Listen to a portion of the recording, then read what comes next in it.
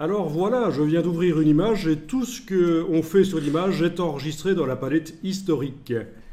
Par exemple, on voit qu'on vient d'ouvrir l'image. Haha.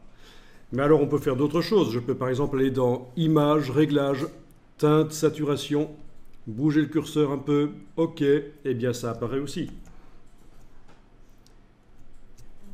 Image, Réglage, Teinte, Saturation, bouger le curseur et une fois que c'est appliqué, il est indiqué qu'on a appliqué donc teinte saturation. On peut revenir en arrière en cliquant sur le mot ouvrir. Alors ceci, c'est ce qu'on appelle un instantané. On en parlera plus tard. Mais on ne va pas s'en occuper dans un premier temps. Bien, je vais faire quelques petits traits de pinceau sur l'image. Donc je prends le pinceau. Pas le pinceau à turlute. Je ne l'aime pas celui-là. Non, je rigole. On va justement l'utiliser, le pinceau à turlute.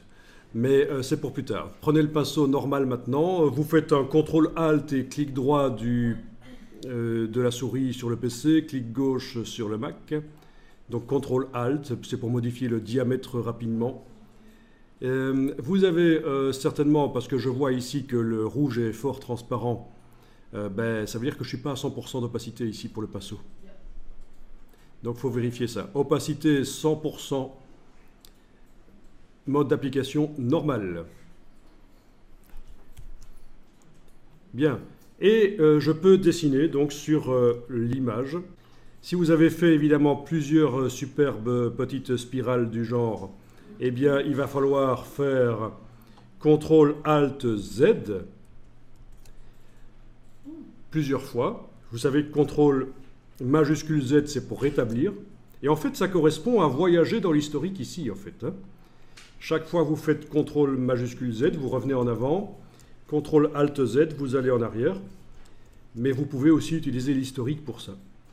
Mais donc voilà, nous, il faut qu'on revienne juste avant qu'on ait fait les traits de pinceau, parce que c'est une erreur de les faire sur le calque qui contient la photo. Ça n'a aucun intérêt. Vous ne pouvez pas déplacer les spirales facilement après, vous ne pouvez pas leur mettre des effets spéciaux, donc assez ennuyeux.